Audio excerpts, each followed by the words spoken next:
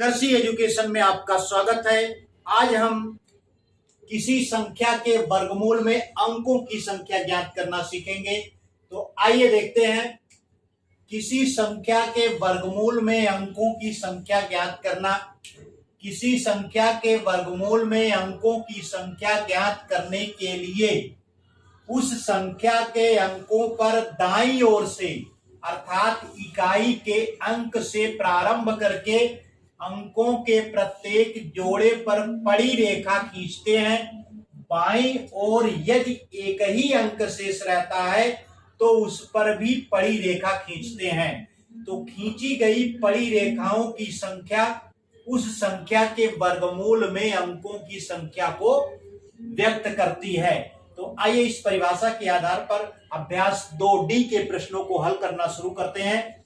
तो पहला प्रश्न है, संख्या इकाई, दहाई, सैकड़ा, हजार, 10,000, लाख, 10 लाख, 18,09,025 के वर्गमूल में अंकों की संख्या है। तो 18,09,025 इसमें हमें इसके वर्गमूल में अंकों की संख्या को ज्ञात करना है। हमारी परिभाषा ये कहती है कि संख्या के अंकों पर दाईं ओर से अर्थात इकाई की तरफ से प्रारंभ करके अंकों के प्रत्येक जोड़े पर पड़ी रेखाएं खींचते हैं। यानी ये एक जोड़ा हो गया 25, इस पे हमने पड़ी रेखा खींच दिया। और दूसरा क्या है, अंकों का जोड़ा क्या है, 90 है, इसमें पड़ी रेखा खींच दिया। तीसरा क्या है, 80 है, इस पे हमने पड़ी रेखा खींच दिया। आखिर में अंक 1 बचता है। आगे देखिए कहा गया बाईं ओर यदि एक ही अंक शेष रहता है तो उस पर भी पड़ी रेखा खींच देते हैं। यानी इस पर भी पड़ी रेखा खींच दिया। तो ये पड़ी रेखाओं की संख्या कितनी हो गई, 1 2 3 4। तो में पड़ी रेखाओं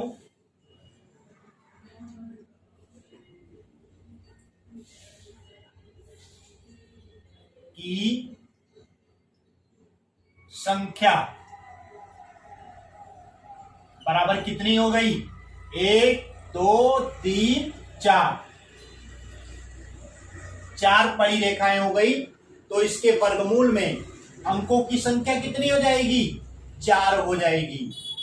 इसलिए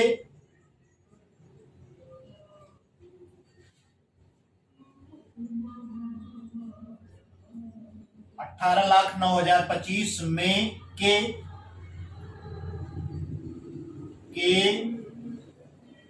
वर्गमूल में अंकों की संख्या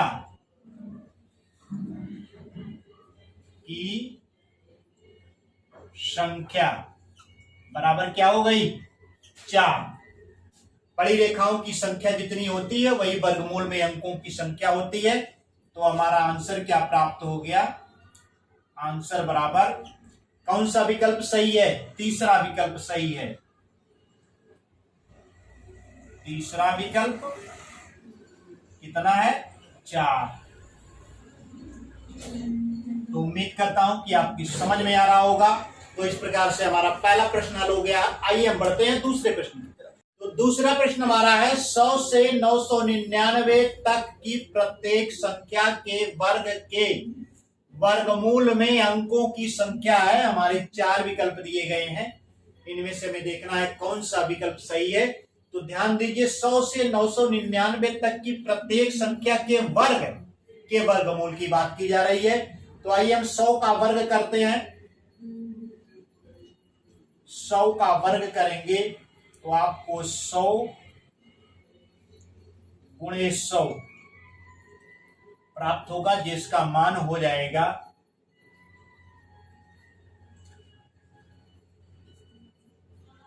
10,000। 999 का वर्ग करें, 999 का वर्ग। तो आइए यहां पर गुणा करके हम देख लेते हैं। 9 9 81 और 9 9 81 और 8 89, 9 9 81 और 8 89, 9 9 81 की 1 हासिल 8, 9 9 81 और 8 89 हासिल 8, 9 9 81 8 89, तो ये हो जाएगा 9 9 8 1 9 9 8 1 9 1 10, 9 9 18 1 19 1 20 और 9 8 17 और 17 और 9 9 18 8 26 और 26 और 2 28 और 9 8 17 और 17 2 19 और 8 1 9, तो ये बराबर हो जाएगा 999 गुणे 999 बराबर हमको प्राप्त हो गया 9 9 8 0 0 1। तो इस प्रकार से हमने 100 से 999 की बात की गई थी, तो सबसे छोटी संख्या जो इसमें 100 दी गई थी इसका भी हमने वर्ग कर लिया, 999 दिया गया था इसका हमने वर्ग कर लिया। तो आइए देखते हैं इसमें पड़ी रेखाएं कितनी होती हैं। 1 2, इकाई की तरफ से शुरू करते हैं, एक जोड़ा ये बन गया, एक जोड़ा ये बन गया, आखिर में एक संख्या बच रही है जिसका कोई जोड़ा नहीं है, इस पर भी हम नियम के अनुसार इस पे पड़ी रेखा खींचेंगे। पड़ी रेखाओं की संख्या कितनी हो गई? 3, तो इसके वर्गमूल में अंकों की संख्या 3 हो जाएगी। यहाँ पर आप देखिए इकाई की तरफ से जोड़ा बनाते हैं, यहाँ पर भी आप देखिए 3 जोड़े बन गए, इसका मतलब इसमें पड़ी रेखाओं की संख्या कितनी हो गई? 3 हो गई, यानी इसके वर्गमूल में अंकों की संख्या कितनी है? 3 होगी। तो 9 9 9 8 0 0 1,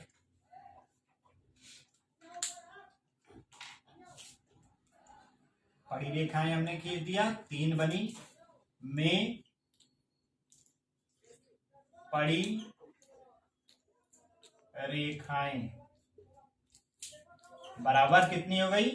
3 आता है।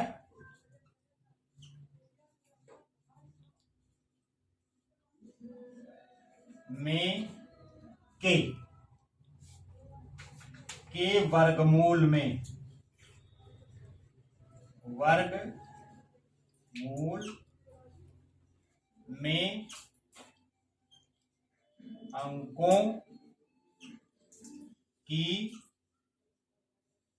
संख्या बराबर कितनी हो जाएगी? पड़ी रेखाओं की संख्या के बराबर हो जाएगी, यानी कितनी हो गई? 3 हो गई। यहां पर देखिए इसके वर्गमूल में पड़ी रेखाओं की संख्या कितनी है? 10,000 में 1 2 3, तो इसके वर्गमूल में अंकों की संख्या क्या हो जाएगी? 3 हो जाएगी। तो हमने यहां पर आप देख लीजिए कि जो सबसे बड़ी संख्या थी उसका हमने देख लिया, उसके वर्गमूल में अंकों की संख्या 3 है। जो सबसे छोटी है उसके वर्गमूल में भी अंकों की संख्या 3 है। तो इसके बीच में जितनी भी संख्याएं आएंगी उनके वर्गमूल में अंकों की संख्या कितनी हो जाएगी? 3 हो जाएगी। तो हमारा कौन सा विकल्प सही है? चौथा विकल्प सही है, यानी चौथा विकल्प सही है, जिसका मान क्या है? 3। तो इस प्रकार से हमारा दूसरा प्रश्न हल हो गया है। आइए हम बढ़ते हैं तीसरे प्रश्न की तरफ। तीसरा प्रश्न हमारा है, एक सात अंकों की संख्या के वर्गमूल में अंकों की संख्या है। तो इसमें भी 4 विकल्प दिए गए हैं। तो आइए देखते हैं, कोई एक 7 अंकों की संख्या हम ले रहे हैं।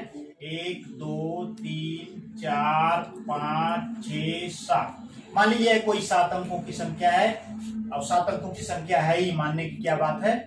तो यहां पर आप इसमें पड़ी रेखाएं खींच दीजिए। इकाई की तरफ से पड़ी रेखाएं खींचना है जोड़े के रूप में। तो ये हो जाए, कितने जोड़े हो गए आपके? 1 2 3, आखिर में 1 बच रहा है और हमारा नियम कहता है कि कोई अकेला अंक बचता है तो उस पर भी पड़ी रेखा खींचेंगे। तो कितनी पड़ी रेखाएं हो गई? 1 2 3 4। में पड़ी रेखाओं की संख्या बराबर कितनी हो गई? 1 2 3 4 में पड़ी रेखाओं की संख्या बराबर 4।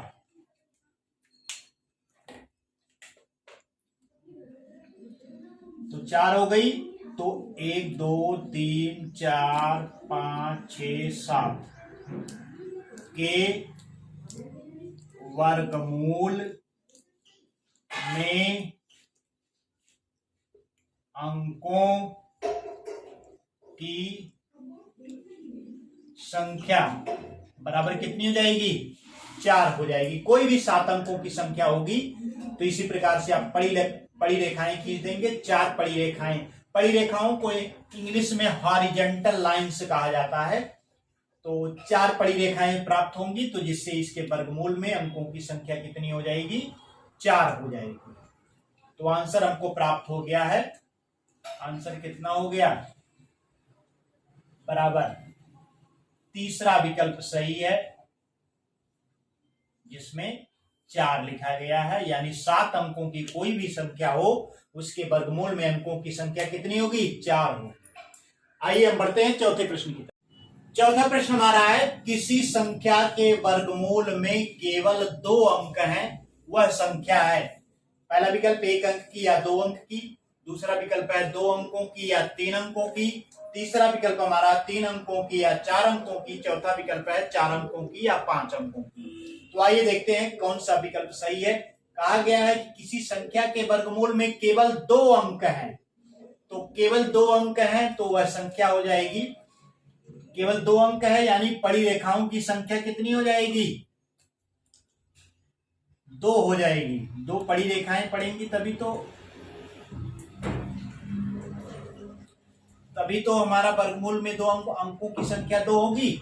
और एक पड़ी रेखा जो होती है एक जोड़े को व्यक्त करती है।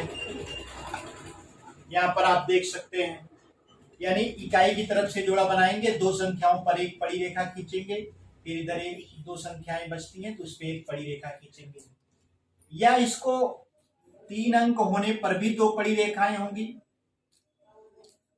हमारा नियम ये कहता है। तो 2 पड़ी रेखाएं कब होंगी? जब अंकों की संख्या 3 होगी या अंकों की संख्या 4 होगी। तो 2 पड़ी रेखाएं तभी होंगी जब अंकों की संख्या 3 होगी।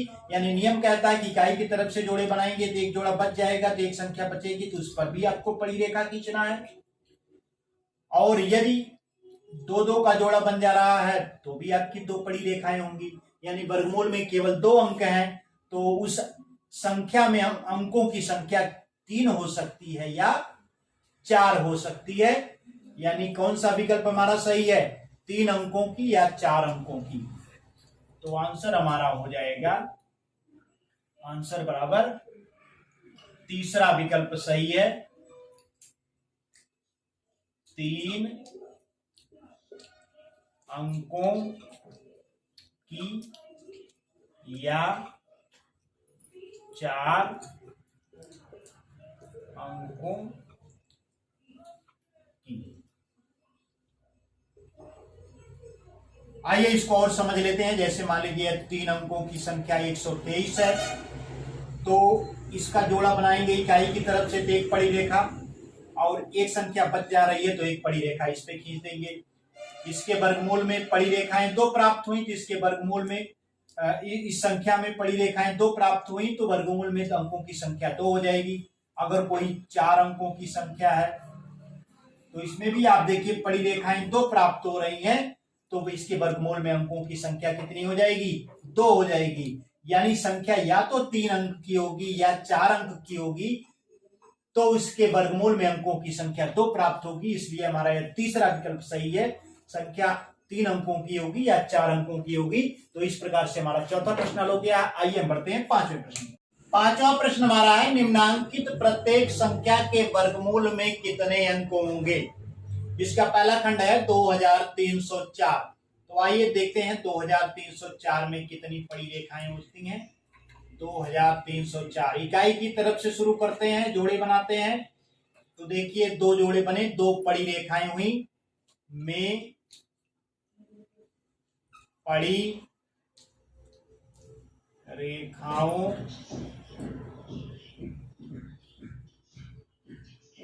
की